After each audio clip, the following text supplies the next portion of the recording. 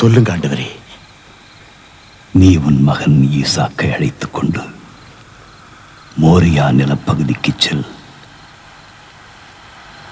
அங்கு நான் உனக்கு காட்டும் மலைகளில் ஒன்றின் மேல் எரிபலியாக அவனை பலியிட வேண்டும். ஆதியாகமம் 22வது அதிகாரம் 2வது வசனத்தை நான் வாசிக்கிறேன்.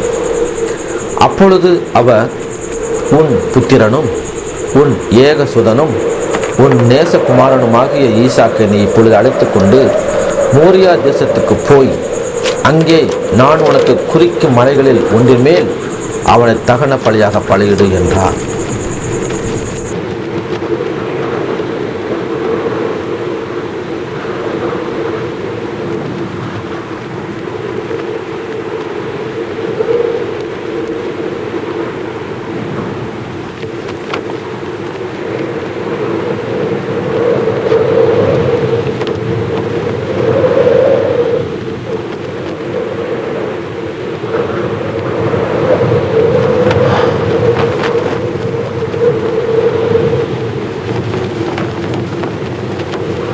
கடவுளே,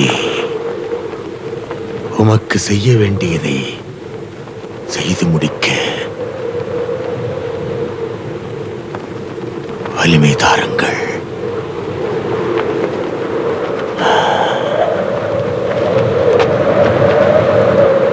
ஆபிரகாம், பையன் மேல் கை வைக்காதே. உன் ஒரே மகனையும் எனக்கு நீ பலியிட தயங்கவில்லை. இதிலிருந்து நீ கடவுளுக்கு அஞ்சுபவன் என்பதை நான் அறிந்து கொண்டேன்.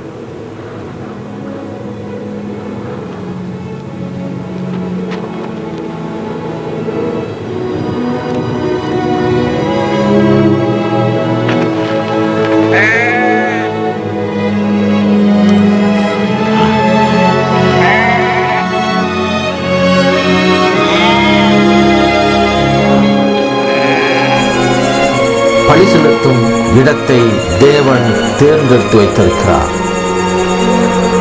ஆலயம் கட்டப்பட்ட இடம் தேவனால் தெரிந்து கொள்ளப்பட்ட இடம். அந்த தெரிந்து கொள்ளப்பட்ட இடத்தை குறித்து வேதம் என்ன சொல்லுகிறது? 1 நாளாகமம் 21வது அதிகாரம் 25, 26 வசனங்களிலே தாவீது அந்த நிலத்திற்கு 600 சேக்கல் நிறைய பொன்னை ஒர்னானுக்கு கொடுத்து அங்கே கர்த்தருக்கு ஒரு பலிபீடத்தை கட்டி சர்வாங்க தகன பலிகளையும் சமாதான பலிகளையும் செலுத்தினான். ஆண்டவர் காட்டின அந்த இடத்திற்கு அவன் விலை கொடுத்து வாங்கி தேவனுக்கு அவன் ஆலயத்தை கட்டுகிறான். 1 நாளாகமம் 22வது அதிகாரம் 1வது வசனத்திலே, அப்பொழுது தாவீது, தேவனாகிய கர்த்தருடைய ஆலயம் இருக்கும் ஸ்தலம் இதுவே, இஸ்ரவேல் பலியிடும் சர்வாங்க தகன பலிபீடம் இருக்கும் ஸ்தலமும் இதுவே என்றான். தான் விலை கொடுத்து வாங்கின இந்த இடம்தான் இஸ்ரவேல் தேவனுடைய ஆலயம், அவர் தங்கும் இடம். இங்கேதான் பலி செலுத்தப்பட வேண்டும் என்று அவங்க கட்டளை கொடுக்கிறான்.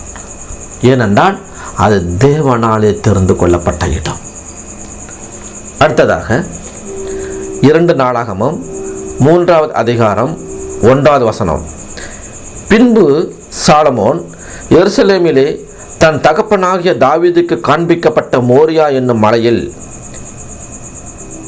எபூசினாகிய ஒர்னானின் களம் என்னும் தாவீது குறித்து வைத்த ஸ்தலத்திலே கர்த்தருடைய ஆலயத்தை கட்ட துவங்கினான். எனக்கு அன்பானவர்களே, தாவீது விலை கொடுத்து வாங்கின அந்த இடம் எப்படிப்பட்ட இடம் தெரியுமா? மோரியா மலையிலே ஓர்னான் என்பவனுக்கு சொந்தமான அந்த களம், அதை விலை கொடுத்து வாங்கப்பட்ட அந்த இடத்திலே சாலமோன் ராஜா கர்த்தருக்கென்று ஒரு ஆலயத்தை கட்ட துவங்கினான் என்று வேதம் தெளிவாக சொல்லுகிறது. எனக்கு அன்பானவர்களே, எருசலேம் தேவாலயத்திற்காக தாவீது ராஜா சேர்த்து வைத்தது எவ்வளவு தெரியுமா? 1 நாளாகமம் 2வது அதிகாரம் 14வது வசனம் இவ்வாறு சொல்லுகிறது.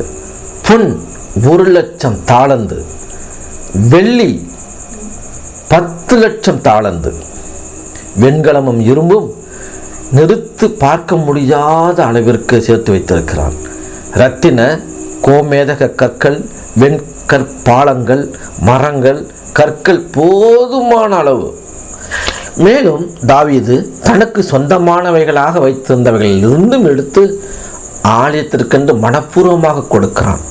இதனை 1 நாளாகமம் 29வது அதிகாரம் 4வது வசனம் சொல்லுகிறது. பொன் 3000 தாளந்தும் வெள்ளி 7000 தாளந்தும் கொடுத்தான்.